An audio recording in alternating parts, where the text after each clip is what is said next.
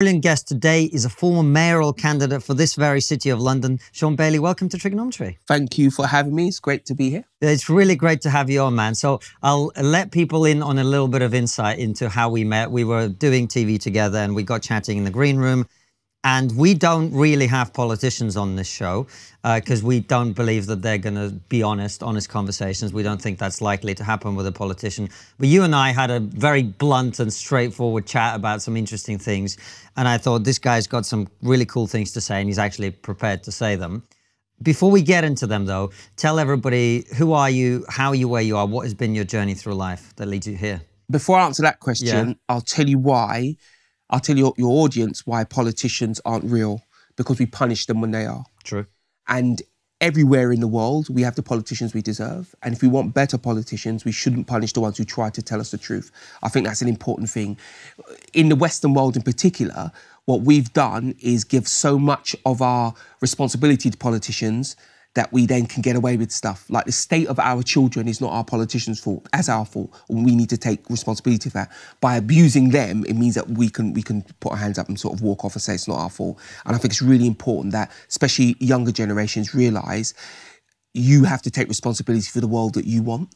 If you look at Britain, for instance, Britain is a great nation and has been great for a very long time. It wasn't politicians that made Britain great. It's actually civic activity that made Britain great. And civic activity means that the civilians in the piece have to get involved. But that's my rant. So just before you go on, though, I couldn't agree with you more. It's the ethos of how we think about these things as well. And I think people are now getting the sense of why this is going to be a great conversation. Anyway, who are you? Apart from that, so what's been going on in my... So I'm a father of two. I'm married to Ellie. I have Aurora and Joshua as my children, 13 and 15. I'm a Londoner, born and bred. I come from West London, Ladbroke Grove, around that area. I grew up in a single-parent family. We were very poor, but very happy. I never really realised I was poor until I was sort of into senior school, and then because everybody around me was poor, none of us had anything, and we were so ecstatically happy most of the time, I didn't realise. It's only when we went to school and you started thinking, I can't afford a Kappa jumper. Those boys are wearing Farahs. They're like, Mum, could I have Farahs? Absolutely not. You're going to have the plastic school trousers and you're going to love them. And that experience was very important for me because it gave me a slightly different take on the rich-poor thing. I had much less envy about it. It just felt like a problem that needed to be solved. I'd like to believe what's driving me is good outcomes for people, including myself and my family, but not just pure money, because I think that changes how you interact with the world. It delivers a different kind of fear. And I say all those things because that let me do what I really wanted to do. So as I grew up, I got very involved in youth work. I then went on and set up my own youth work charity. And I was able to have the conversations with my local community that the social services and the local council either couldn't have or didn't know they needed to have. And I really enjoyed that. The greatest things I've ever done is family therapy. And basically, I just delivered people to family therapy. My job club, because it gave the people around me an income to do with what as they pleased. And I ran a football club. I literally don't know the rules of football even now. But what it meant was I could get, at the time, which was our biggest issue to my mind, fathers and sons, and by extension, families together to build their own resilience, their own stories to pass on. And I really, really enjoyed that, and it looks like my community did. But all of those activities were what pushed me to politics. Yes, I'm an elected Conservative politician. I've stood for Parliament twice. I ran for mayor year before last. But I would like to believe if you spoke to me for more than 30 seconds, I'm not what you think a Conservative politician is, but actually I am what a Conservative is. I believe in country, I believe in family, I'm a church goer, you know, I mean, I pray and run around and sing hymns and all that jazz. And I do those things because I live in a country where you're allowed to, and I believe that you should be allowed to do that. My neighbour is a Muslim, and me and him have great fun. Our neighbour across the road is a Hindu, and we celebrate all of our holidays, as it were. And we do that because we're in this country, which is a Western country that allows you to do that. My son, who's 11 at the time, said something really great to me. He said, I love to party. I said, why is that? He says, another party. You know what I mean? And it's that whole idea that because we're, you know, rolling around in other people's culture, we can take some of the strength from that. And I like that. But I wasn't born in that situation. I grew to that situation through going through life. Like my first mentor was a man called Baron Hume, who was an absolute socialist. He's a socialist, but he's one of the greatest people I've ever met because he wasn't trying to make me a socialist. All he ever used to do is point out why he's a socialist. And he used to ask me questions that he thought needed solving, poverty, redistribution, and ask me how I would want to solve them. He challenged me to do that rather than tell me his political belief is the way. And I forever am grateful for that, forever grateful. And what you were talking about there is so interesting, Shaun, because you're a Conservative politician, but I would think that if you ask most Conservative politicians what Conservatism is, I don't think they'd be able to answer you. And if they do give you an answer, it's not going to be an honest one. Well, let's check if I can answer. That's the thing. Look, for me, Conservatism has potentially three areas that you need to focus on. One is the technical conservatism, small government, freedom of speech, freedom of expression. I believe in things like marriage. I believe in things like education. I believe in capitalism, for want of a better term. Now, do I think capitalism has all the answers? No. I remember a guy saying to me, "Are you a Thatcherite?" No, but I believe she did the right thing in the wrong way. Making a strong community, both family and financial, gives you the freedom to explore things. Like being poor, we often talk about being poor as if there's an honour in it, right? Being poor is grinding.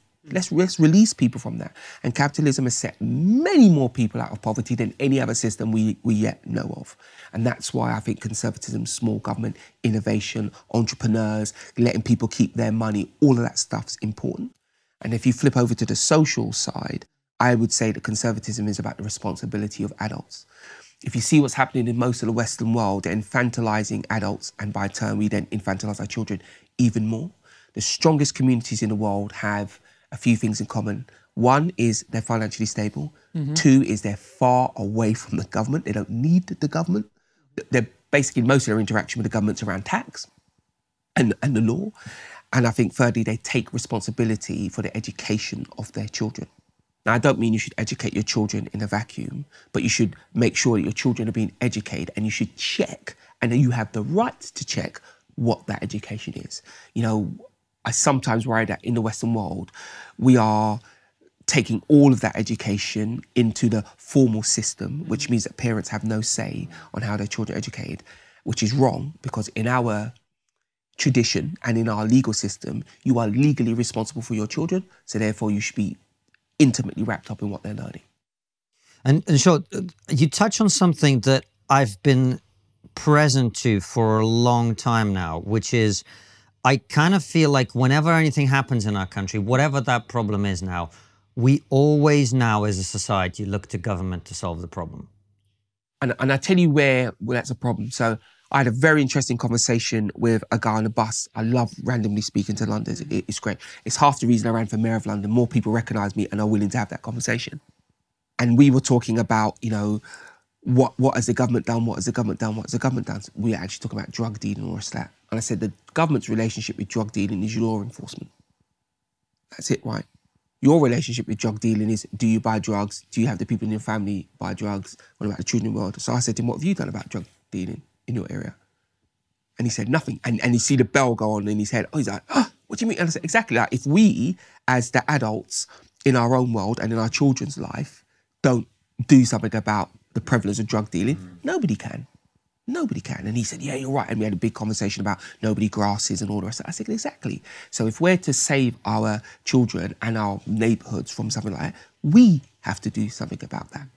I remember when I used to be special advisor to the Prime Minister. I probably should have mentioned that. I used to be special advisor to the Prime Minister. In what area? In youth and crime, and just across the piece, because David Cameron was very interested in my take on most things, because he saw I have no white middle class guilt, which helps in certain situations, because I'm looking at it purely from the effect. And my politics, I'd like to believe, is of poorer people. How do people who need to work keep working, get ahead, have a life? So I was often asked, what do you think about this? Should the government be doing that? And the government should do plenty, but it should always remember that it's there to enable, not deliver. And I used to say to David, if we seek to do everything for families, we will weaken those communities.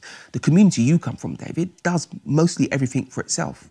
Now, we all think that's because it has financial means, and that is true, but it's also because it has the confidence and the historical timeline of doing it itself. Because you can get the poorest immigrant communities in this country, and they do almost everything for themselves. And then you look at second and third generation, and then you have to figure out how much has this idea that the government should do everything infiltrated that community.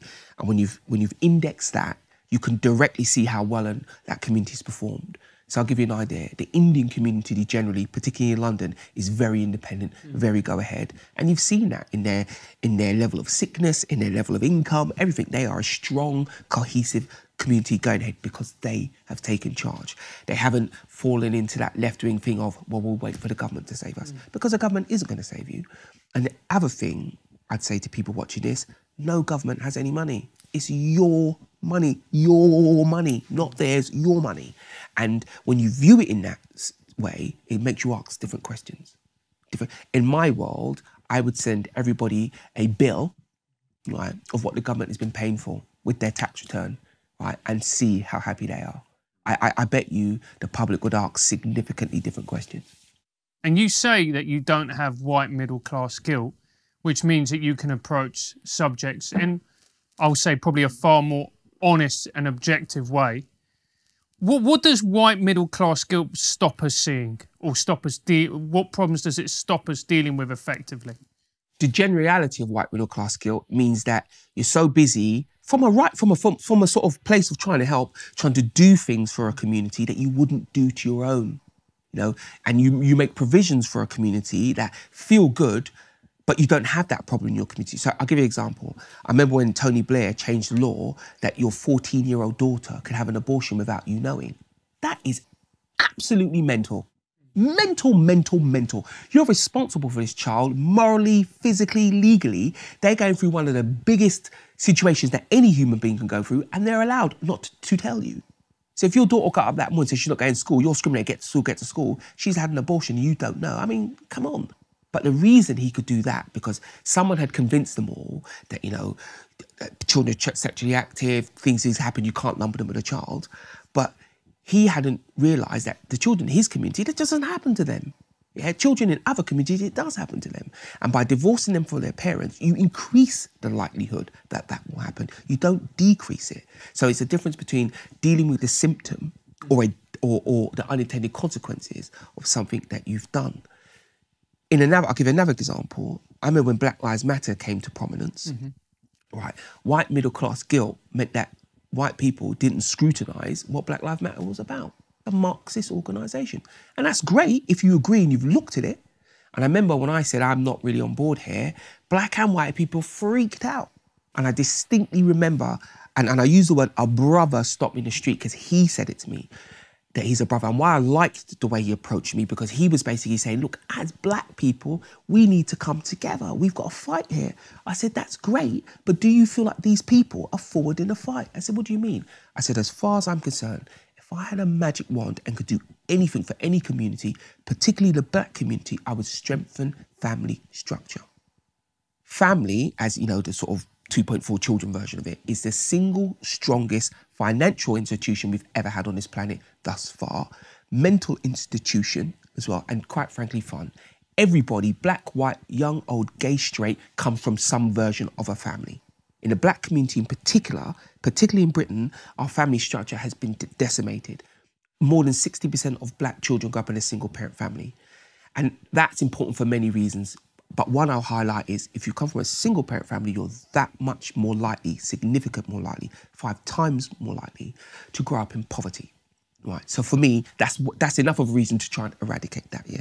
Forget all the others. And I said, on the Black Lives Matter website, their stated aim is to destroy the nuclear family. And I said to him, do you agree with that? And he looked at my boat. He was stunned because, believe you me, he knew his stuff because he was coming from a place that I recognise of righteous black anger. I get that, I understand that. But he just he was like, well, what does that mean? I said, it means what it says on the tin. And unless somebody else says it means something different, I can't support that. Because you and I know that we, collectively and individually, would do better if our family structured better. So either they don't understand our problems or their goal is not for us. But either way, I'm not on board. And his reaction to me was so emotional that he made me feel right. Let's be clear, he didn't tell me I was right, but his reaction made me feel confident, because in the newspaper, I was being destroyed on that. Yeah. But it's a case of sometimes in public life, you have to be brave. So the decision is, do I be brave? Do I hide? Or do I absolutely just, you know, join in? And this for me was so important. I kind of decided to be brave, but he gave me the opportunity to test, to go a bit further with that, because then subsequent weeks, months and years, I was continually asked the question, because obviously people are now trying to use that to trip me up, because Black Lives Matter was gaining great prominence. But what was really interesting to me, black people would question me about it. They wouldn't just destroy me. So those who just destroyed me about it, they were never coming my way. In that instance, they were never going to vote for me. But I was it was a sort of 80-20 thing. 20% of people just immediately destroyed you. 80% of people wanted to know why. And I think myself and other people challenging Black Lives Matter has changed what they've had to do and changed people's orientation to it. It's really, really interesting, Shaun, the point that you were making there. The thing that I don't get is just when you see a black person or an Asian person, well, basically an ethnic minority, come out and espouse conservative values and say, I'm conservative, this is the way that I think. The racial abuse that they get from the left is worse than anything that I've seen in years. And bear in mind, I grew up in London, South London in the 80s. So I've seen when you know, BNP pub down the road and, you know, going with my cousin to watch a football and we got chased because he's brown. I've seen that. But look, I mean, where do I start? I remember someone, so I've had, if you watched my Twitter feed, I remember someone from the press writing a thing about Twitter and racist going on Twitter. And she said, I looked at your Twitter feed and I'm astonished. You get as much racist abuse from black people as you do white. She was stunned by this. And I said, there's two ways of looking at this, right? One, a black person who's desperate to rent you sort of emotionally in a direction knows that our race in the context of Britain, in the context of the Western world, is very important to us because it has defined a great deal of our history. And another black person won't realise that they've been trained to do it by people on the left. So I remember saying to a group of students, have you noticed that black people on the right don't abuse black people on the left, but black people on the left abuse black people on the right? You know what I mean? We're not black enough, we're the wrong kind of black, we're coconuts, we've given in, we're slaves. And there was a bit of a revelation in the room, and then everybody's testing it, trying to prove it, trying to find people doing it and all the rest of that. And I said, look, it's the kind of really insidious, powerful racism that makes black people useful idiots. Because what white people can do, they can stop us as a group of people having any kind of decent conversation, right? Because they can get you to tell me that I'm the wrong kind of black or I'm not black. I don't understand what it is to be black, right? What black people should be able to do is what white people do. You know, Russians, Spanish, I don't know, Italians, everybody does. They'll have a conversation about themselves and about anybody else without the influence of other people. And having that conversation is an ongoing cross to bear, an ongoing cross to bear. It's been, it's left a real big footprint in my public and political life, because what it also means is, it means that white people on the left feel that they can abuse you as well. So I remember I had a Labour MP call me a token ghetto boy. Yeah, imagine for a second, anybody watching this, right, who understands, you know, conservative Labour politics or maybe Republican, Democrat politics. Imagine a Republican or a Conservative MP, Senator, whatever, said those words. People would be calling for their head, yeah? She said it's fine. But why it's really, really disgraceful, because what it says to young people, black or otherwise, in the public sphere, is it says, if you're black, yeah, don't you dare go towards the right. If you go towards right, we will separate you from the people you love and care for. So what it then means, if you're black, it's much easier to just keep to yourself, not espouse any of you, and it cuts black people off from half of the sort of political theory and belief systems in the world. And I'm one of those people who think no one system has it all right. So therefore you need to scrutinise them all, to cherry pick, and they're cutting you off from half. They don't have the right to decide how you think. That is terrible. Yeah. Absolutely terrible. I agree completely. And Shaun, it's funny you were talking right at the beginning about things that you don't often hear politicians talk so much about, which is Britain's a great country that you're proud of and you like and so on. And I feel the same. First generation immigrant, I love this place. I think it's great in many ways.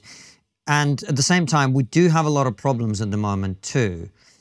So how do we make sure that we are fulfilling on our potential as a country? I think the big sweep of it is to, in the first place, like ourselves. My problem with the public discourse on the left now is all based on the fact that we're idiots. Yeah, the British goings-on, historical, current and future, we're all idiots. I remember someone telling me that we can't have a British Bill of Rights, we can't leave the ECR and all the rest of it. And I had to point out to them, you see, when the Europeans wanted to do something around human rights, who did they call? They called us. They literally called British lawyers. We literally invented human rights. Now, you can tell me we may have had the biggest need in the world to invent human rights, but the point is we did. And they trusted us to write that bill. It was largely done by British judges and lawyers. We did it. So the idea that we have somehow forgotten that and we won't know what to do when we're on our own is utter nonsense. Actually, there's a good chance we'll do a much better job. Actually, that's actually what will happen, because we'll have much less influence. And all the conversations we're having about representation of women, gender representation, LGBT, race and that, we are basically the only people in the world having that conversation. Correct. There is no one in Korea or Japan or even places like Italy or France. They're not doing the hand-wringing we are. And what that shows you is it's a live issue for us. It probably always will be a live issue for us. But we do the work. We make the progress. And that's just one arena. And I say that because we have to believe a little bit more in ourselves. If you look at the nations in the world like Singapore or Japan, who are coming, even the French to a certain degree, they think they're right. They largely like each other. French people think France is great. They'll talk about French history as if it's great, right? We need to step back and look at our history. And our history is checkered, but no more checkered than anybody else's. There is no nation on this world that has more than a fiver in its wallet, right, that doesn't have things that you could point to, right? I'm not saying we avoid them, I'm not saying we pretend they're not there, but it's not a reason to suggest that we're not of no value. And arguably, we've recovered at the greatest speed and have less of a distance to go. And I think you've got to start there. We like us, because if you don't like yourself, it's hard to do anything positive going forward. And the other thing is just trust the system. And I go back to a statement I made early on. The greatest thing about this country is our civil organisations. Yeah, let them test it, let them go around. And yes, we all hate politicians and we think Parliament's nonsense and all the rest of that. But actually, our system is definitely the best in the world. And the one very, very important thing about our adversarial system, all ideas are tested. If you're in China and you're high enough up the political scale, you have an idea, that's it. Yeah. Here, even if you're the Prime Minister, it gets tested. And if you look back at our history, it's probably why we've made less lurching mistakes. There's been less self-harm of this country than most, because our ideas are tested. And sometimes I see people on the left who want to shut down debate, you know, push people out, and I point them out. If we did that as a tradition, you wouldn't exist. Because largely this country has been conservative for hundreds and hundreds of years. And they didn't push out the more sort of left-wing socialist debate. They had it, and that's why you exist. And that's why this country is strong. So if you push them out, what's going to happen? What is going to happen? And you show me any individual, any philosophy, any nation or any organisation that's been right about everything, and I'll show you a liar. Hey Francis, do you like locals? I live in London, mate, so obviously not. The only pleasure I get from the locals is when we share an intimate moment as we watch a Japanese tourist get trapped in a tube door. That is good. But I wasn't talking about their locals, I was talking about our community on locals. You mean the one where you get phenomenal behind the scenes content when you where you get to ask incredible guests like Jordan Peterson, Brett Weinstein, Bill Burr, Sam Harris, Adam Carolla, Heather Hying, and others your questions? Not just that, you can get supporter-only benefits like TRIGGERnometry mugs, monthly calls with our other top supporters, and even a regular meal with me and Francis. You also get phenomenal behind-the-scenes footage of our trip to America, where we met a whole host of incredible guests and gave ourselves terminal indigestion. We're also starting to do monthly giveaways for locals only. The first one will be signed copies of Andrew Doyle's new book. Plus, you get access to an incredible community of like-minded people who share memes, have fun conversations, and most importantly, you get to make new friends. You can support us with as little as $7 or about £5 a month, or give us more for the higher tier benefits. Go to TRIGGERnometry.locals.com. Go to TRIGGERnometry.locals.com and support the show. Well, I agree with you completely. And as you know, you've read a little bit of my book, which is we were talking about. And that's kind of my message to people here as well. We've got to remember we're good people. We've done some bad, our ancestors did some bad things like everybody else's ancestors. But if we want to have a positive vision of our country, we're going to have to believe in ourselves, for sure. I think that's really important, and it's great to hear you say it. And at the same time, we've obviously got a lot of practical problems happening right now. Our national debt is greater than our GDP at a time when the government is about to give away people more money to help them with what is a legitimate crisis, you know, in terms of the cost of living and all of that. How do you see this playing out now particularly since 2008, when we've printed so much money, we had record low interest rates, we've got a massive national debt. Now we're having to deal with the war in Ukraine, the cost of living, all of that. How does Liz Truss survive, let alone thrive? There's a couple of things I'd say. I think the world is in line for a big correction. Our sort of historic round about 5% interest rate was workable. It was an interest rate that came from less debt, more interaction. People, and when I say people, I mean nations, the planet, spent what it had. Moved to the fiat system, great amounts of debt, finance, all the rest of that, and that just marching on. It can't.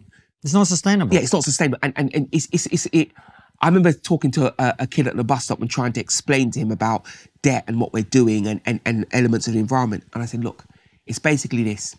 You're on a chocolate desert island and you have a choice. You can eat all the chocolate, not be hungry, but drown. Or you can be hungry, but still have the chocolate to stand on. Like, there's a balance here. There's a balance here. And I think we may have gone far as a planet, not just as a nation, too far one way. When you bring it down to the sort of nation level,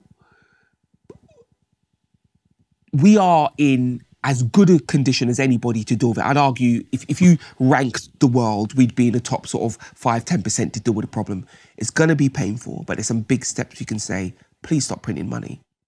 But the printing of money, I mean, I'm never quite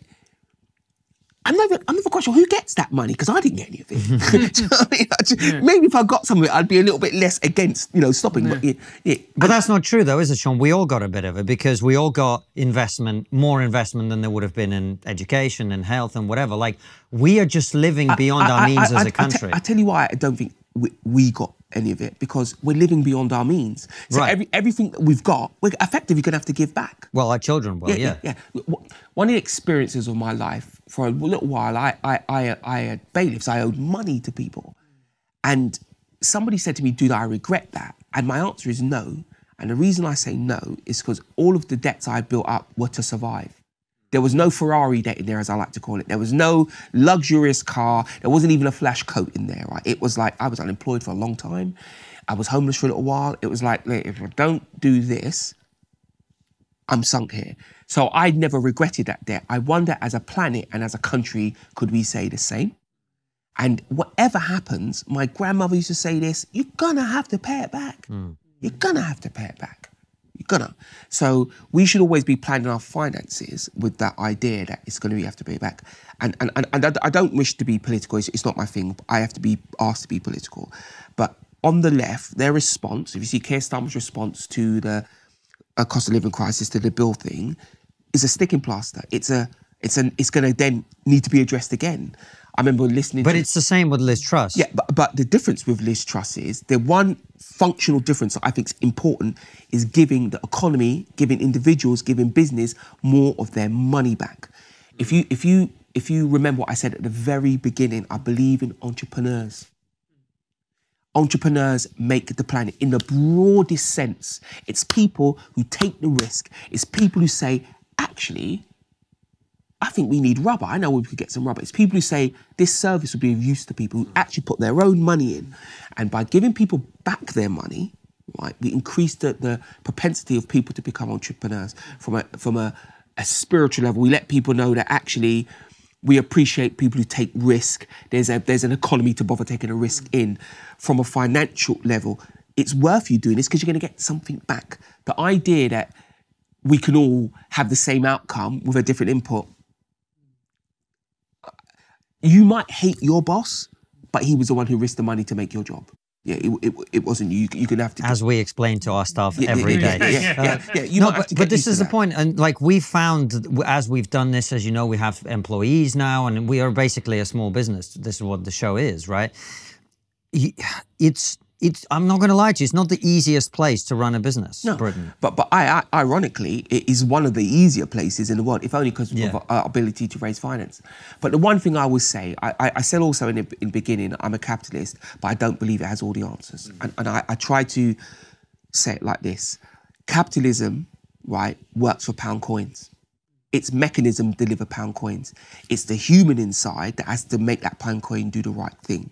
If you see what I mean. So we've seen lots of businesses in the world make so much money, right, but not involve in the profit the people who made that money, the staff. And note that I use the word profit because you can't pay people if you don't have it. Yeah, right. And one of the things that we've done a lot of is use public money to top up very poor businesses through tax credits. Now, if you receive tax credits, and I have in the past, keep going. I'm not suggesting we stop that. No. But what we should be saying to people is, you can only employ people if they actually have a viable business. We should make that the law rather than topping it up because they don't have a viable business. And the way to help people have a viable business is what? Take less of their money from them. If you're watching this now and you're a socialist, I get it. I understand because your socialism makes you feel kind and there is elements of kindness in it. Right, I get it. But the unkind part of socialism is, right, the unworkable part of socialism, the crazy part of socialism is, where does the money come from? And I remember being at a debate with a Labour MP and he and I were just on completely different things. Everybody knew and it was fine and he was a very decent man and we had a great chat. But he said one of the most poignant things in the room that just made my point for me. He said, every time someone proposes a policy, they should tell us who, not only where, who they're taking the money from. And that's the point, isn't it? Because what happens in our big, rich Western world, it looks like, well, you can just charge the rich. And in many cases, that might be right. But what do? They then just cut off who they employ and it does us in.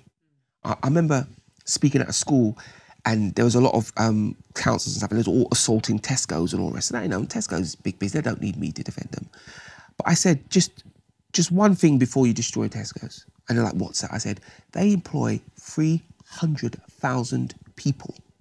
So you destroy one business, but how many incomes do you destroy? I just want you to bear that in mind. I'm not telling you Tesco's behaves ethically. I think, particularly for small businesses, they should pay much more quickly than their whole 90-day model.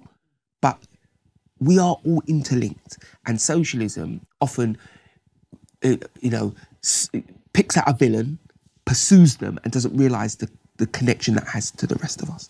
And that for me is, I mean, it's about education. It's about letting people know how money and finance and economies work. Shaun, you made a very profound point at the beginning of this interview where you said we get the politicians we deserve because we destroy politicians who tell us the truth.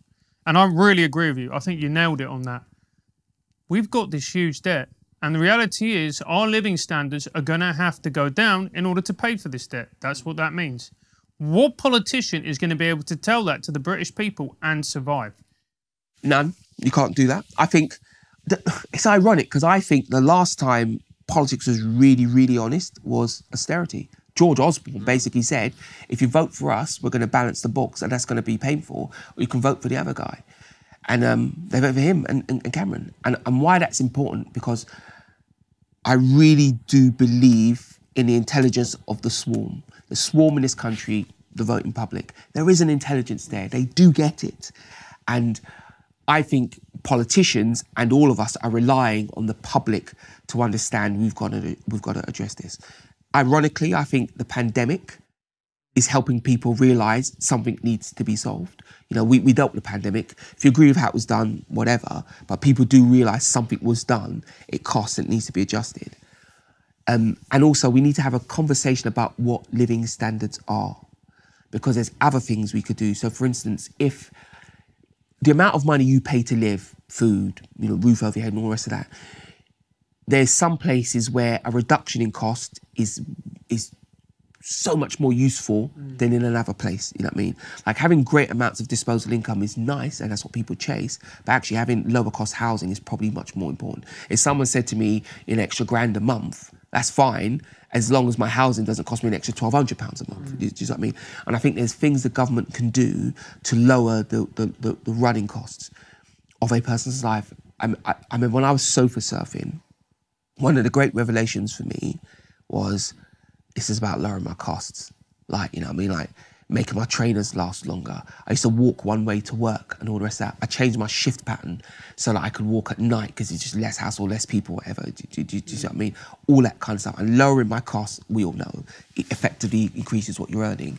We might have to do that on a national scale. And that's why I say, ironically, Boris's plan around nuclear and Liz's plan around tax, for me, are two of the big possibilities at repairing our standard of living as quickly as possible. But I can't really see a version of events where it isn't painful. And Shaun, this inability to be honest with the public, is this where this counterproductive, deeply irresponsible policy of Western governments, not just in this country, but particularly somewhere like Germany? I've been talking about this for years, man. You can't make yourself energy dependent on your adversaries, right? But we've done that. We've done that in this country. We've done that. Germans have done it. Lots of European countries have done it. Why have these countries, our Western countries, made themselves dependent on Russia? Why are we not energy sufficient? We're shipping factories and production to China where they emit all the same carbon dioxide. They just do it over there and we can say we're green. But look, there's two. One is the broader piece of liberal arrogance. So liberals believe, you know, whoever these people are, 10 minutes with us and they'll be liberals too. Yeah. You know, we'll just tell them, but you're wrong. You're wrong. You know, starting a war and taking territory doesn't work. It upsets people. Stop it.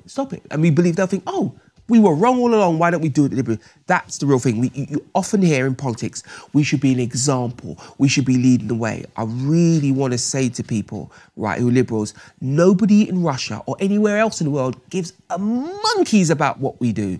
We could be as green as we like. They're looking at the bottom line. They do not care what we do. They don't. They might care about the green issues, but they don't care how we get there. They're going to get there their own way. Simple as that. And the other piece was greed. So what people wanted to do was lower the cost of running their country, ship out some of the pain so they could keep going back to their populace and say, look how wonderful we are. We're keeping your cost of living down and we're making you green, and not really tell the truth. You see it with some of the Nordic nations swapping to geopower and have electric cars all over the place, but they did that through their oil money. All the money they have from their sovereign wealth fund was made in oil and they made themselves green. And there's a hypocrisy there. And, you know, that self-congratulatory liberal pat on the back means that they won't acknowledge some of that's going on. And to make yourself energy dependent is to make the people of your country poor. Governments of all stripes should have spent more time building nuclear and wind and water. And I want to be clear to everyone, if you're watching this and you're green, right, I want to be very clear. In the interim, and that means the next 30 to 50 years, we cannot have green power without nuclear. Because when there's no wind, and when everybody turns their kettle on because EastEnders is having a break, right, yeah, solar and wind won't cover that. Nuclear power, you turn it up. It's simple as that. And if somebody telling you that nuclear power is dirty, ask them what we're going to do with all the batteries and all the mining from electric cars and solar power. Because solar power, wind power will need some kind of storage. That means batteries. That means some of the most horrific chemicals we have on the planet. And when we are producing 20 and 30 million battery-powered vehicles a year, what are we going to do with all that waste? And it changes how you look at nuclear power. In the future, I believe we can get way, way, way down the line on fully renewable power, but the future is a long way away. And in the meantime, you have a lot of very poor people that you have to keep warm and clothed. Now, if you're telling me your green credentials are worth more than their immediate comfort, I think you need to tell them that as well. It's a very good point. We're looking and we're seeing an energy crisis, and these bills that are coming out are absolutely horrendous just to look at. We had Nigel Farage in a few months ago, just before the Ukraine war, and he made the point, he said, I don't think people understand what is going to happen to them. I really don't. And it's true. So who's to blame for that, Shaun, in your opinion, for this, what we're seeing now? I'd say the political firmament in general across all of Europe. Putin has always been, for want of a better word, the enemy. It's not like last week he lost his temper and changed his mode of behaviour. He's been like that for a while. And I'm not sure why they thought it'd be any different. You know, it's like, when I was a youth worker, I dealt with a lot of gangs. And it'd be like one gang saying to another gang, here, you have our weapons. You hold our weapons, and then let's negotiate. Well, they have all the aces. And they have, and what's important is they have a very fundamental ace, a very powerful ace. And this idea that the rest of the world will just hang back while we deal with that. No, if we don't buy that stuff, fine, somebody else will buy it. So Putin's not poor because somebody else is buying that gear. And if you run another country, I remember somebody saying to me, imagine having 145 million mouths to feed. Of course you're going to buy Putin's gas. Who cares what they think in Westminster or what they think in Islington? Nobody cares, because you're looking at 145 million people you need to feed. And that's what we're seeing now. And I think in the Western world, in Europe in particular, you know, from the Second World War to now, we felt like we'd answered the international system of behaviour. We felt like we were so financially and militarily powerful that everybody would just do this as we said. And in our very honest way, we were also sticking to the rules. It's not like we're saying you do that and we did it. We're all going to stick to the rules. No, we're not. It doesn't work like that. The human condition doesn't do that. And what Westerners had started to do is assume that people elsewhere in the world felt the same about the outcome, felt the same about the future. No. And I remember when they asked the Chinese, it's either the interior minister or the energy minister or something like that, you know, about his Vision Zero for 2050 and all the rest of that. And he just turned around and said, you had 100 years of the Industrial Revolution, it's our turn. And no matter how much warm, sweet words come out of China, no matter how much they're changing, because they are changing at quite a pace, yeah, that's their driving force. They're going to have their 100 years of getting rich. Now, if they can do that and be green, fine. But if they can't, for them, fine as well. And we see that. I remember telling a green activist who was saying the government's terrible, and I said two things. This Conservative government has spent more on green, relatively, than any other European government. Our CO2 output is less than half of what Germany's is, right? So I don't agree with that. And secondly, we're less than 1% of the world's CO2 output. If we turned off everything in Britain yesterday, it would make no difference. And then she said that classic thing of, but we should be leading the way. I said, they don't care what we're doing. Some of them are doing, you know, on a short, pure cash basis, are doing better than we do. China is spending more on it, but obviously they've got more to do. Yeah, the Americans probably as well. But at no point in any meeting of any significance have they said to themselves, what are they doing in Islington? They don't care. They don't care. And unless people understand that we have to secure the poor people where we are, use some of our financial might to help the poor people elsewhere in the world, drive the conversation without the idea that people are going to follow us, because that to other people also feels like colonialism. We will make no decent impact for the world. The thing is, Shaun, is that the thing that I'm worried about is that we just keep kicking this can down the road, though, don't we? That's the problem. We're continuing to kick it down the road, and nobody wants to have the very difficult conversation. You're completely right. But what I will say, the history of this country needs must. We will reach a point where we need to do it, and we will do it. And I spoke to a group of kids at a bus stop, and this boy was telling me about, yeah, but like the world's in a mad state all over, bruv, this, that, and the other. And I was like, let me tell you something. I want to give you a scenario. He said, go on then. I said, what do you think it felt like just before the start of the Second World War? So not only did they think the world was over, they then had a world war, and quite frankly, it was over. He said, yeah, what's that mean? I said, but they recovered. In fact, they recovered to a spectacular level. If you'd said to the people who went through the Second World War that we as a nation, their grandchildren and great-grandchildren would be in the condition they're in now, they wouldn't have believed you. The point being this, the human spirit is resilient. Needs must will act when we want to act. The one thing where the Green lobby are correct, yeah, we've got to start having the conversations and actions quickly. And I think those things will happen. But the problem is, because we punish politicians who tell us the truth, because we have a lot of the press are all sort of in extreme boxes. So you're a Guardian reader and everybody's evil is on the right and we must sell our children and make the world green, or you're on the right, these people are stupid and we should frack and nuclear and everything right here, right now. Because we can't have nuanced, complicated and developmental and resolved conversations in the middle, that's what's slowing us down. And the other thing as well, how everything has become financial. So my reverence for entrepreneurs comes from the fact that if you go back 50, 80, 100, 150 years, entrepreneurs produced things and employed people. And don't get me wrong, I'm not saying the service economy is ridiculous, but what we've done with this service economy is made everything about the end product, the finance, the profit. And when you build a business, it has a much bigger social footprint than when you just finance. And what finance did, finance in the Western world, and particularly in this country, has been so successful, it sucked a lot of the talent. So there's people in finance now who in a century gone by would have been an engineer, would have been a doctor, but now they're in finance because they thought, well... Well, most of the astrophysicists that we produce end up going into the city. Yeah. And that's a shame because it means they're not answering some of the other big problems that we as a country and we as a world face. And do you think that is also part of the problem, Shaun, in that this is my opinion, and tell me what you think. I'd say that our calibre of politicians are some of the weakest I've ever seen in my 40 years on this planet.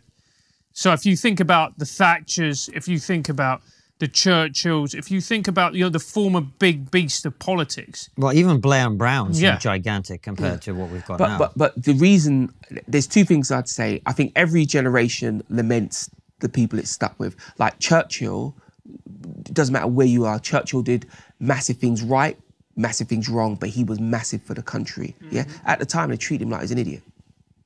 I mean, they got rid of him once. Yeah. Do you know what I mean? So nobody loves the politicians they have, you know, and that's just the human nature. I think the other thing as well, often a big problem gives you a big hero. If your biggest problem is what colour is your new car, you're not a hero in your home. If your biggest problem is you're poor and you get that job, you're a hero. And you can scale that up, can't you? So I think actually going forward, we're probably likely to see more substantial politicians because we have more substantial issues to deal with. Love Boris or hate Boris, his response to the Ukraine was a big deal. It was a big deal. And even if you don't believe it, the people of Ukraine believe it, which makes it real. Do you see what I mean? It's a big deal. So we'll see. And I think the hope for Liz is that she makes enough of a change in the personnel for something different to happen. I think sometimes the immediate history of the Conservative Party has been apologising for not being left-wing enough. Whereas Liz seems like she's going to be a conservative and can convince you that you should join in or not. It's a different, it feels like a different paradigm. Shaun, you mentioned Ukraine. Do you think that was a wake-up call that the West needed to realise this airy-fairy world that you were talking about, how everyone's going to... No, I don't think it was a wake-up call because I haven't woken up. You are, but most people were not. No. I want to be very clear. It's not the wake-up call that the West needed because they didn't respond to it. Absolutely is a wake-up call, but they needed to front Putin up properly. You don't think we've done enough? No. What? Well, Putin's still going. He needs... Look, the Putin thing for me is powerful because treating Putin like he's some crazy moron is ridiculous. He's been looking in this direction for a long time. Some of the failing has been on our part. We've kind of antagonised the man. He said, don't come east. We promise not to come east, and then we go east. So he responds, and I mean, in his mind, that's a huge justification for his behaviour. I'd argue they've probably done it anyway, but that's... He'd be sitting in a meeting and said, but you said you weren't going to come east. What am I to do? So away he goes. And Putin was asked, how would he defeat the West? Now, if Putin had said, I don't want to defeat the West, that's ridiculous, then our reaction would be fine. But he said, oh no, he didn't say that. He said, I don't need to defeat the West, they'll defeat themselves. And what that comment shows you, he's interested in the West being defeated. So are China and other places in the world. And our response has made that, it's kept that issue live. It's kept it going. It's made it real, if you see what I mean. And Putin doing what he's doing in the way in which he's doing, if he gets the outcome that he wants, will strengthen his position. And clearly, we want to weaken his position. And we'll have to see. And then, of course, there's the ripple effect. If you're China, you're probably thinking, let me see how they respond. If there's a strong response, I might have to take my foot off the gas. If there's a weak response, I'll charge straight through. The belt and brace thing, what it's called, that China are doing now, I mean, that... Belt and Road. Belt and Road, excuse me. That is a really aggressive move. I mean, short of a military attack, that's the single most aggressive thing you can do. I'll just pause you right there. Could you just explain to people who don't know about it, what it is, and also why it's so aggressive? So China have taken much of their huge financial power and they've decided to connect countries to China, which gives them control over those countries financially. And let's be clear, some of the contracts they're signing with countries in Africa, countries in the West Indies, Sri Lanka, all these countries tie those countries to China and Chinese control. I mean, there's parts of the world where they're deliberately trying to push out Western nations and block them in or circle us in. Half the reason they haven't completed that is because nations like India have now had to sort of push back because India is a huge superpower in its own right and simply can't accept that. But the West effectively financed that. We owe tons of money to China, where we should have probably built that financial partnership elsewhere in the world with people who are much more aligned with our thinking, who are much less out to dominate the world. I think the difference between India and China, say, India want to be a big, powerful country. They don't want to be your boss. China wants to be your boss. It's a very different thing. It's a very thing. And just one tiny example. So China are building railways in the world, right? And if you're one of those smaller nations that's taken on Chinese finance, they've financed you, signed you up to an expensive deal. But here's the real thing that shows you where China's headspace are. They've made the gauge of the railways unique. So when you renew your stock, you have to go back to China. And what they're trying to do, quite successfully to my mind, is build dependency on them. And that kind of international control will mean they can do all kinds of things. It's why Taiwan is constantly worried about its status, because China is showing that it's on the front foot. And then you look at things like the development of supersonic weapons, nuclear weapons, the size of their navy. They are, I'd argue they're being aggressive now, but they're certainly giving themselves the ability to be far more aggressive in the future. Hey Francis, what do you think is the best way to advertise a business? That's easy. All you need to do is spend shed loads of cash on an advert that's going to be promoted on a dying medium like TV. Then simply sit back and watch all your hard-earned money disappear down the toilet. What about advertising with TRIGGERnometry?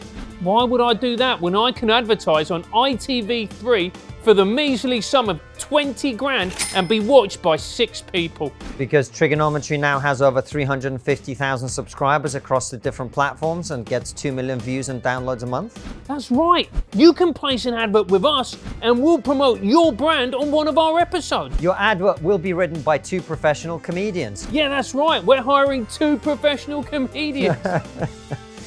Where we make our ads funny and engaging to the point where some people say the ads are their favourite parts of the show. Yeah, we probably shouldn't admit that, mate. All you need to do is contact us on marketing@triggerpod.co.uk. That's marketing@triggerpod.co.uk. Advertise with us and we'll get your business cancelled. Shaun, let's come back to Ukraine though, because you said we should have fronted up to Putin more in the past. And look, in 2014, the game was very clear. Anyone who was paying attention would have known this was going to happen later because he was just testing the waters in 14, right? But what about now? Are we doing everything we should be? Are we doing too much, too little? I think we're doing too little. I think we're basically, if you look at Russian history, any war that Russia has won has been through attrition. And this, the longer we just where we are, right, Putin wins. And he knows that. He is much more invested in winning that than we are in not losing, if you see what I mean. We have to show that we're prepared to really push back. But energy dependency of some of the major European powers, France and particularly Germany, means that we just can't. We have lost before the shooting started in some sense. We'd have to be really brave to win anyway. And that's why I say to people who are like, you know, real sort of liberal softies, yeah, they don't think like us.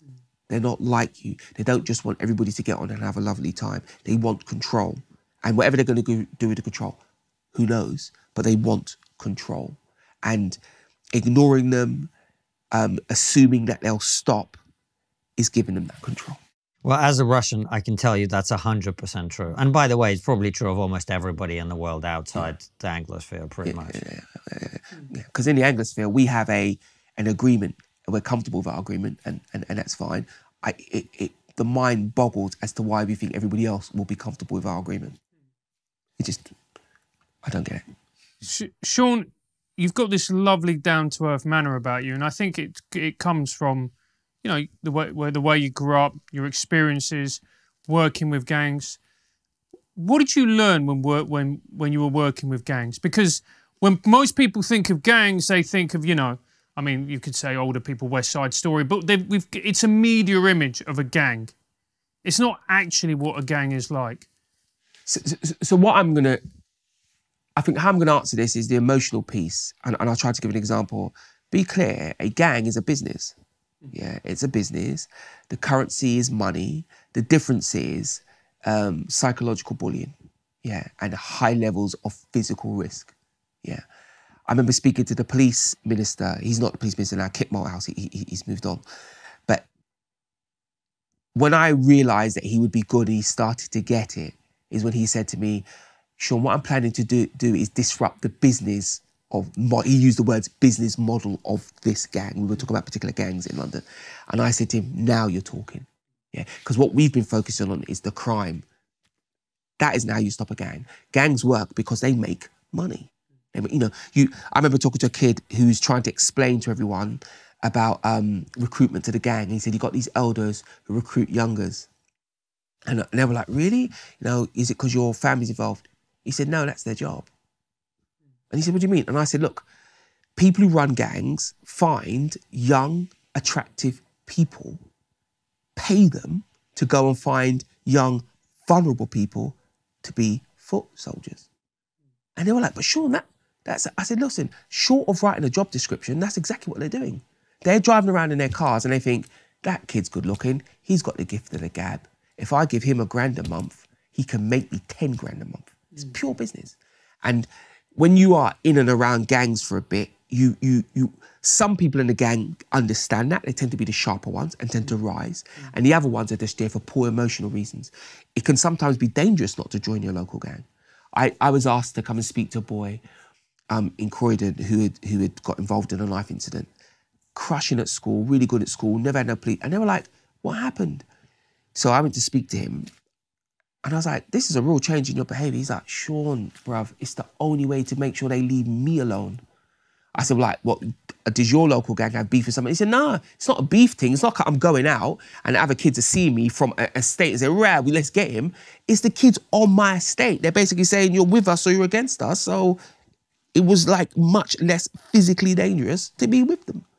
And people need to understand the complexity and, quite frankly, the sophistication of gangs.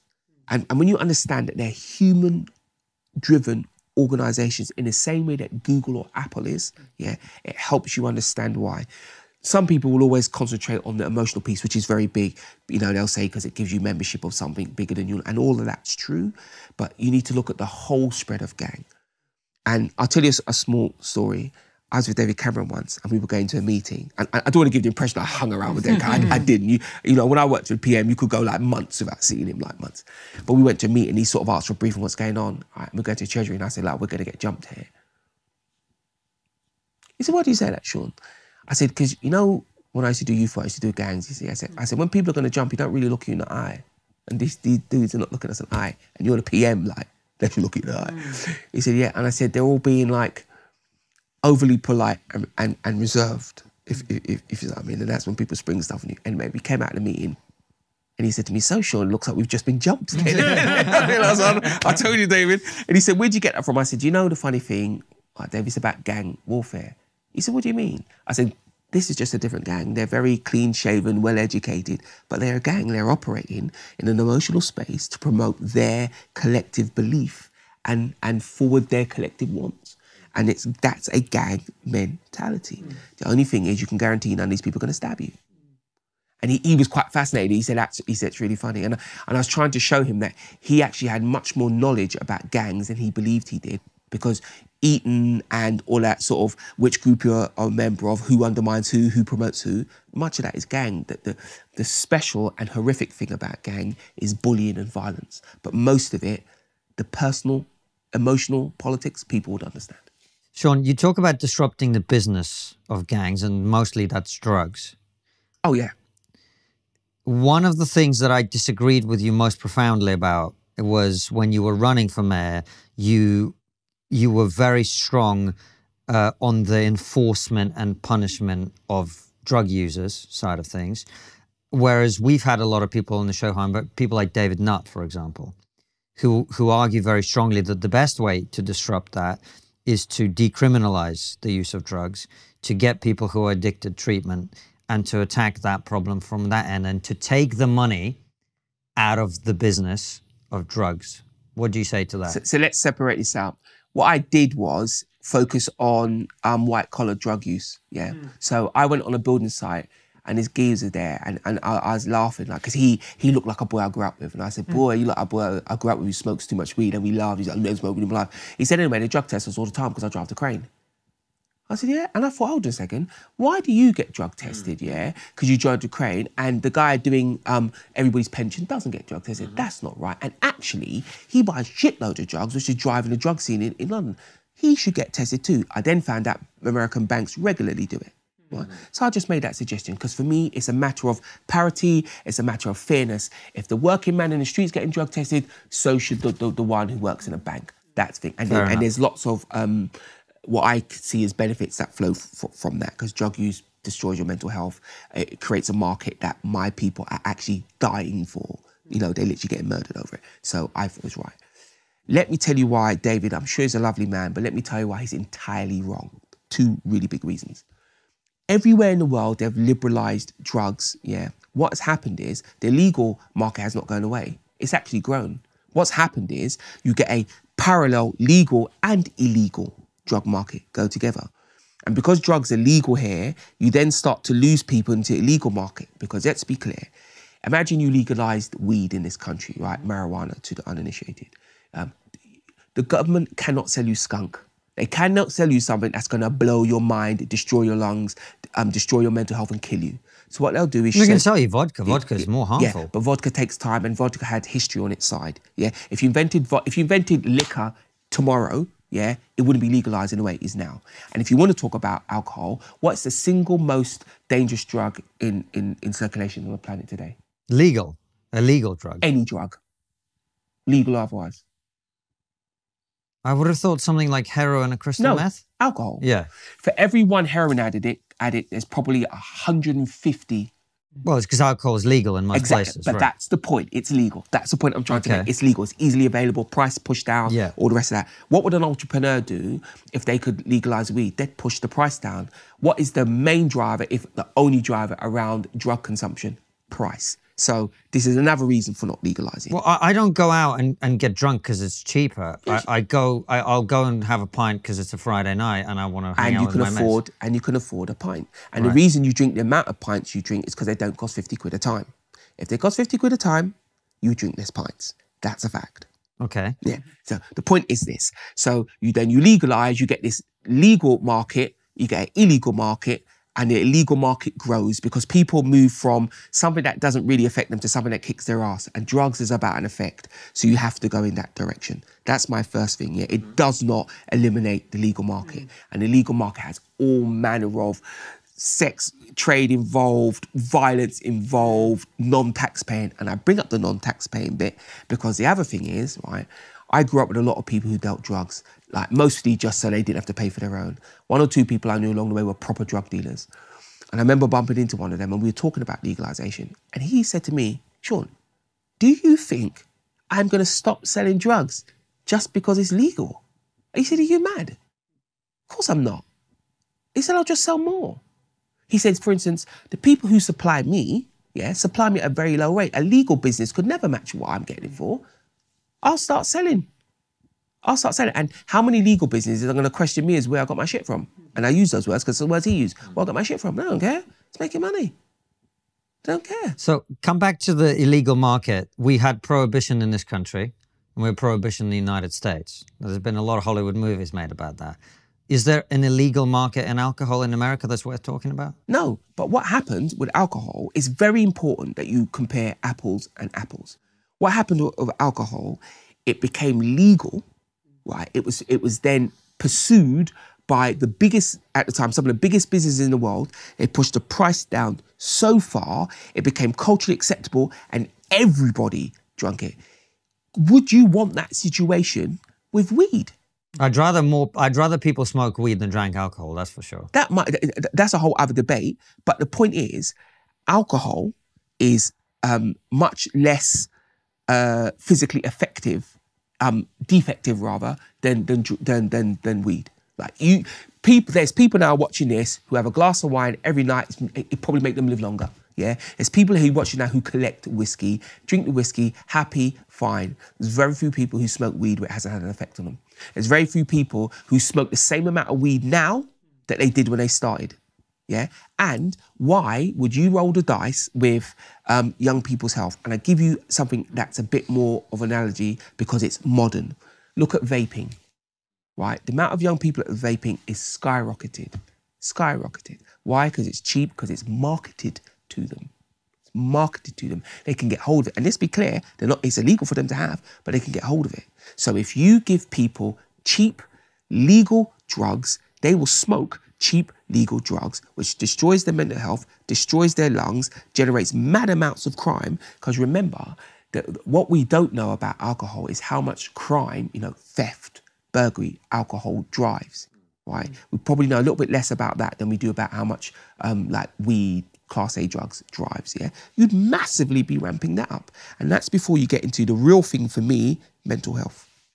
Shaun, this is why people go, are you a conservative? I'm not, because what I find funny about conservatives is you guys, you're all into human nature until it hits things like this, right? Because here's the human nature argument on this issue is people are always going to do something to alter their state of mind. Agreed. Right? Agreed. And to me, it's about what is it that you're allowing them to consume, if we're talking about the level of the government, that you're doing. And as you said yourself, alcohol is the most damaging. It's because it's the most widely used, but also it is much worse for you than something like weed. No, it's not. Yeah, it is. No, it's not. Of course it is. No, it's not. Physically, it's much worse for you. No, it's not. Alcohol is. No, it's not. Look, to my brother died of alcoholism.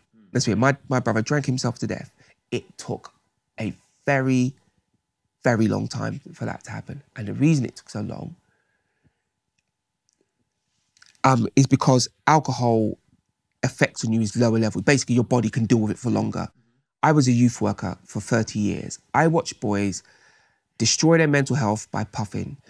And see, there's two levels of destroying their mental health. One was psychosis. Like, yeah, I can think of at least 4 individuals that I directly worked with who, this is a word, a sort of street term we use, who are now walking up and down the high street with straws up their nose. Like, you know, visibly in mental distress. Right. And then there's a much, much bigger crowd that lost any ability to push on in life. So they're what I call the 4 o'clock boys. They stay up till 4, sleep till 4.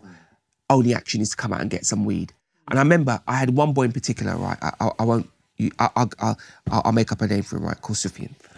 And he'd got in trouble with the police because he stole something. And Sufyan's not a thief. He's not a thief. Like, he wasn't a thief, but he stole something. It's an opportunity, he stole it. And I said to him, that's a crackhead move. He freaked. You can't call me a... What call me a crackhead for? He freaked out at me. And I said, Sufyan, what are you going to do with that money? Yeah, like, you know, Shaun, like, I'm living in it. I've got things to buy. I got a little pay, a little rent and all that. I said, what are you going to do with that money, Sufyan? I said, at least 50% of that was going to end up as weed. And he looked at me, right? He's about to give me both barrels. And then he sort of went, yeah, shit, you're right. And I said, that's why I called it a crackhead move. Because we don't associate weed with poor behaviour, we don't link the poor behaviour that it drives. When someone takes crack, we link it much more easily, yeah? But we lead. And I said to him, look, your income needs, and I go back to something I said probably half an hour ago, one of the ways to raise your income is to lower your outgoings, yeah? Your income needs are significantly higher. Why? Because you smoke weed. I had another girl that I worked with and her mum was constantly trying to kick out her brother, right? He joined our football team, got into his fitness, stopped puffing, right? So I started bumping his sister every now and then, much less agitated, much less chatting about her brother. How's it going, bro? Yeah, it's all right, actually, it's all right, it's all right, it's good, it's all right. So, oh, no, what's changed? She said, I don't know. And I said to him, what's changed? He said, yeah, I pay rent. So I said, boy, you got, because I used to run a job club. So I said, boy, you got a job. He said, no, but he said, I've just got a little cash. He's like, I go in the house, I pay rent. My mum treats me like a big man because I'm paying rent, so I'm cool, she's good, but it's cool. So I said to him, how you pay rent? And he said, yeah, because I don't bun anymore. I don't bun. See, and we're not making those connections. And I make those connections because I saw it happening. And the only difference between me and the people I grew up with is I don't smoke and don't drink. That's all. And I used to ask a couple of questions. Like, why? But aren't you making my point, which is you are voluntarily choosing not to smoke or drink. And drinking is legal. Yeah, and you made my point, right? Human nature. You said conservatives are not into human nature, but human nature exists. And the point is this, at some point, yeah, you have to intervene because we all pay the bill, yeah, when so many people have a breakdown. Like, yeah, I agree with you on the mental health. We'll all end up paying for the mental health. We'll all end up paying for the physical health in the NHS, and we'll all end up paying for the police health. We'll pay. What I don't understand is in a world where alcohol is legal, and it's perfectly acceptable in this country, and as a Russian, even as a Russian, it boggles my mind how much people drink here. But right, that's perfectly socially acceptable. Your guy from the building site, who gets drug tested every day, could be smashing 10 pints every night. Yeah, but he can't come to work drunk. That's the first thing. You can't come to work drunk, but you could be smashing 10 pints every night, waking up the next day and going to work. Yeah, and he could say to his boss, I sunk 10 last night, and they'd all laugh and high five. But the difference with alcohol is, this is a very important point. When somebody compares that, and now I know they're desperately just trying to legalise drugs, alcohol is historic. When we invented alcohol, right, we thought people were witches. In fact, we invented alcohol before we invented witches. Alcohol is literally ancient. We didn't know. And I go back to your point, which I think is very true. People will always seek to get out of their mind somehow, right? You know, some people do base jumping, some people drink whiskey, yeah, right? You can't take it all away. So we historically have alcohol. Let's try to control that, keep a lid on it and deal with it. We don't need to add to that pot. That would just be my take. Don't get me wrong. I grew up with a lot of people who puff all the while, yeah, and they're fine. They're fine. To a certain extent, leave them to it, but don't grow that group, because an exponential growth in that group means an exponential growth in people whose lives are destroyed because of it. And Shaun, what would you say? We touched on it briefly about the illegal activity. By legalising these drugs, you take it away from the gangs, you disrupt their business model, and, you know, you can tax it, you make income off it. Surely it's a win-win. No, it isn't. You legalise it, you don't take it away from the gangs. What you do is give them a much, much bigger market. Nowhere in the world has the illegal market gone away. What you then do is you provide a waiting room for their activity. So if I'm smoking what the government basically give me menthol cigarettes, right? I then meet said drug dealer in a rave or in my local park, and he says, you smoke that crap, I'll give you something that really set you alight. Oh my gosh, yes. You go there. You go there. And that's before you get into would drug dealers then try to seek out legitimate business and short circuit that situation. Like, bruv, you see how much you're paying for your weed? Yeah, I'll get you weed cheaper than that. Come on. The taxman don't know. And remember, bruv, like, weed's a cash business. Yeah. How's the government know how much you put through the doors this week? They ain't got a clue, bruv. I'll get you weed. Don't buy that. You're buying stuff from Unilever when you can buy stuff from Derek. Come on, man. Derek set you up properly. That's what would happen. And anybody who doubts me, look what happens to all the cafes in Amsterdam, what happened in Canada, all those places, that's what happens. You know, drug dealers are some of the most inventive, fearless entrepreneurs in the world. I wish it wasn't the way, but they are. They are clever people. And they won't cease to be clever just because you've legalised. So let's find a way to wrap this up then, Shaun, in a way that we're not still arguing. But I actually really respect the conversation and enjoy it. How do we solve the problem of, I mean, because look, from the sort of like middle-class suburbia point of view, the way London looks to a lot of people now is just endless. It's people running around with fucking machetes around the streets of London. Right? Like, how do we deal with that?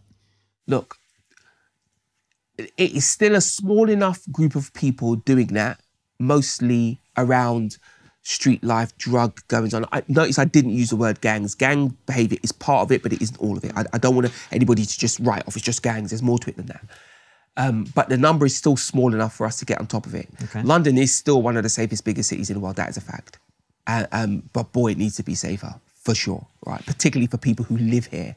If you live here and you live in certain places in London, it's very easy to get caught up in it. So we do need to work on it. And the technical approach would be this. We need to have a plan to get more and more weapons off the street.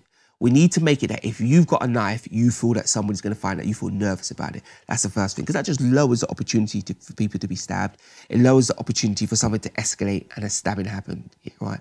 I dealt with a boy recently who had stabbed someone, and he said to me, wish he never had his knife on him. I said, why? He said, without the knife, sure, nothing would happen. And he said, now I'm sitting in jail, like, it's a madness.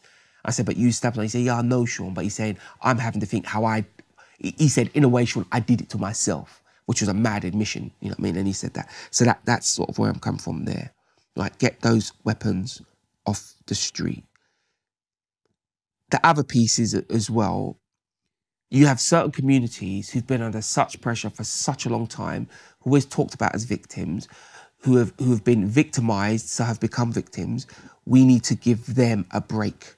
And a break generally means they're young people having some kind of future. And I want to be really clear about this. It's not youth work. I've been a youth worker for 30 years. In my opinion, it's employment. Yeah, there is no silver bullet to this. Youth work is brilliant. I believe in youth work. I've given more than half my life over to youth work. Yeah, but youth work is like an entertainment. Yes, it can do serious things.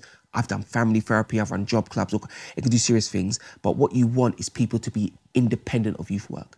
If you look at the communities doing the best in London, their children don't do youth work, they don't go to youth work. They do other things. So youth work needs to be as a channel to job. And I just say a job. A job is not the be all and end all anything, but it does some very important things. It gives people a wider network. It gives them access to finance, and it's wonderful for their confidence. I've talked about white middle class guilt. Let's be very clear. I respect the middle classes because what they do is take responsibility, work. And even the guilt part is them trying to sort of say to people, we want to help, we've done well, we want to see you do well. I get it. But ask yourself this, are you preventing a group of people developing the skills to have something to teach their children? You know what I mean? Are you trying to parachute yourselves in? You know what I mean? How comes poor immigrant communities have done completely well before they got here? Like, our parents done a massive thing making the transition here. It's a massive thing. They're strong communities. What they need is opportunity. They don't need to be patronised. They need opportunity. And then when you talk about opportunity, people then have to realise equality of opportunity is different to equality of outcome. Equality of outcome is impossible. Yeah, right? You know, your cameraman's a better cameraman than me. He will get that cameraman job.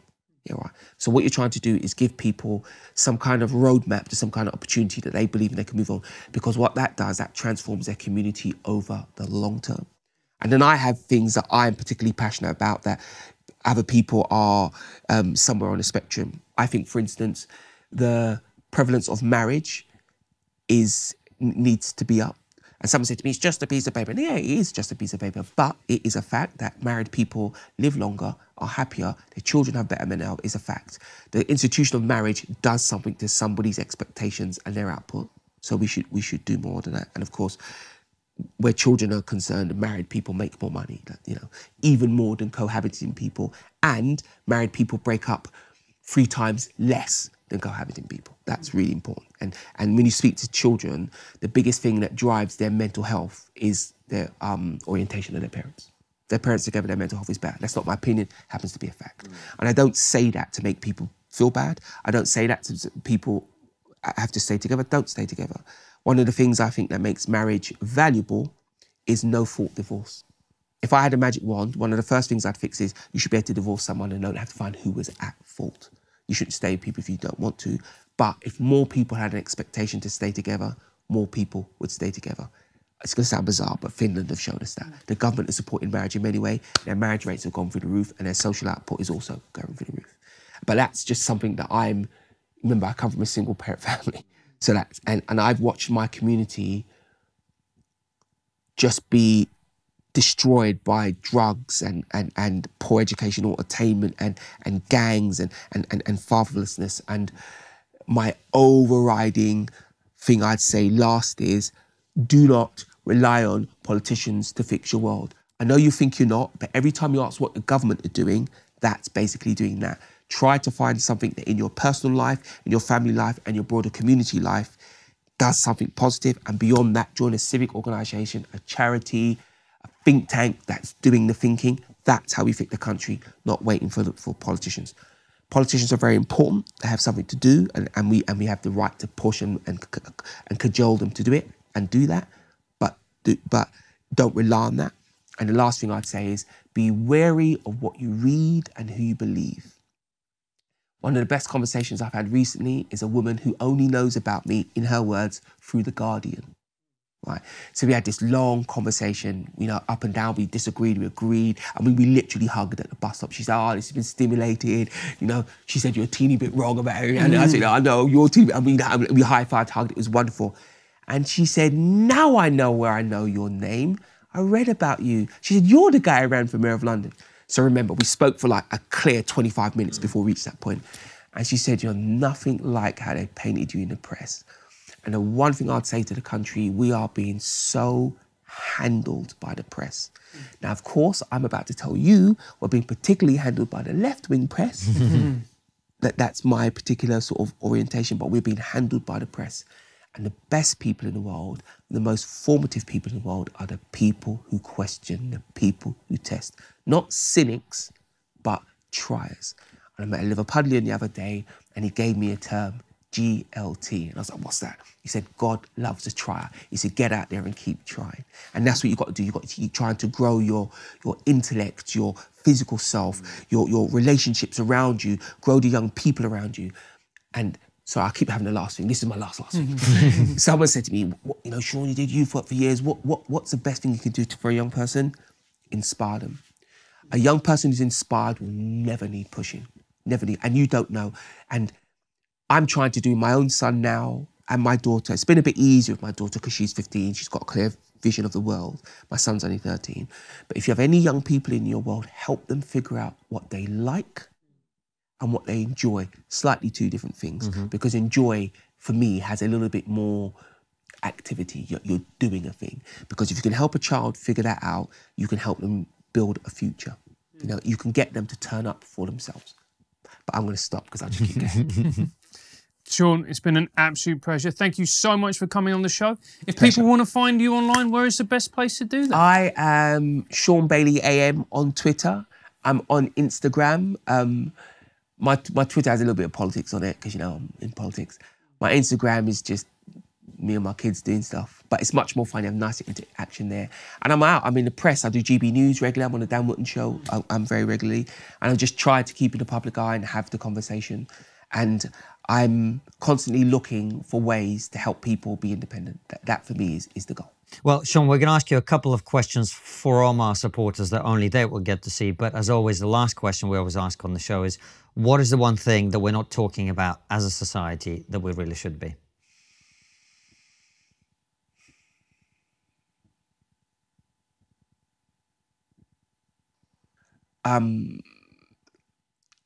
The state of education. We use school to train, and to be training is different to education. And we no longer use university to discuss. We are teaching our children to define themselves as one singular thing and then to hate anybody that isn't them. And that is the quickest way to destroy a country.